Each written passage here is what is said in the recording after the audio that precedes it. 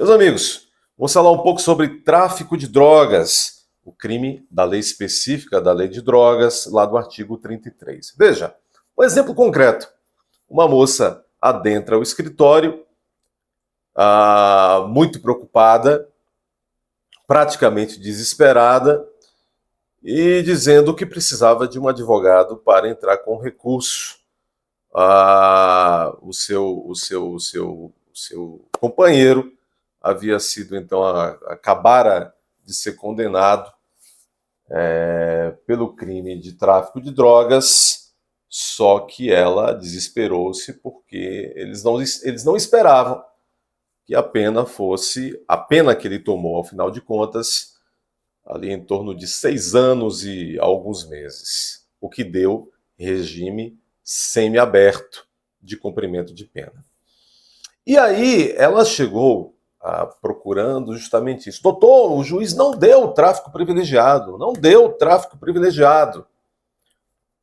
Ou seja, eles estavam contando justamente que o juiz, verificando as condições pessoais do condenado, do companheiro dela, aplicasse esta causa específica de diminuição de pena, esta minorante, que é o tráfico privilegiado.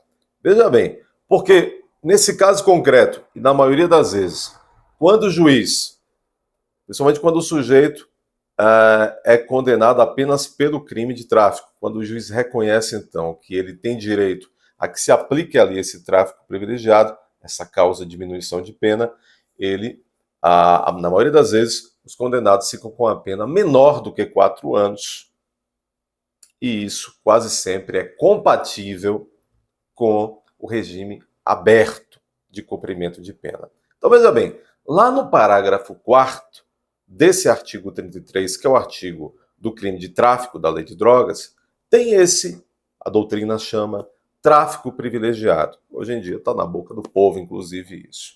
Que é essa causa de diminuição. Então, diz o entendimento do nosso ordenamento que se o sujeito se enquadrar as condições concretas daquele condenado se enquadrarem em 3 requisitos, que eu vou explicar quais são, o juiz poderá diminuir a pena de 1/6 a 2/3 e encontrar uma pena, inclusive, como eu disse, muitas vezes compatível com o cumprimento de pena no regime aberto.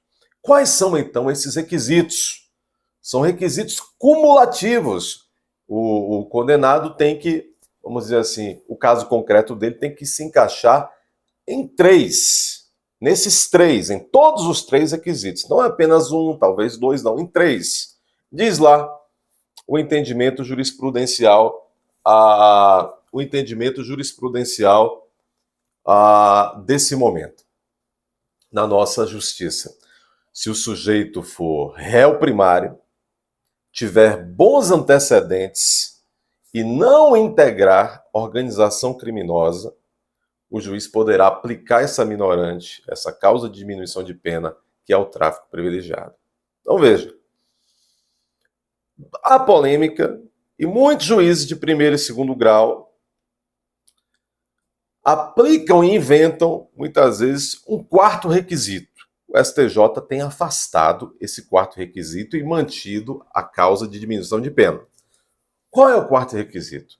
Muitos juízes de primeiro e segundo grau têm entendido que, se a quantidade de droga apreendida no flagrante com esse acusado, com esse condenado, foi uma quantidade de droga grande, mesmo se ele for réu primário, tiver bons antecedentes e não integrar a organização criminosa, os juízes têm afastado, ou seja, não concede essa causa de diminuição de pena, e o sujeito acaba sendo condenado mesmo, ou no regime semiaberto ou no regime fechado.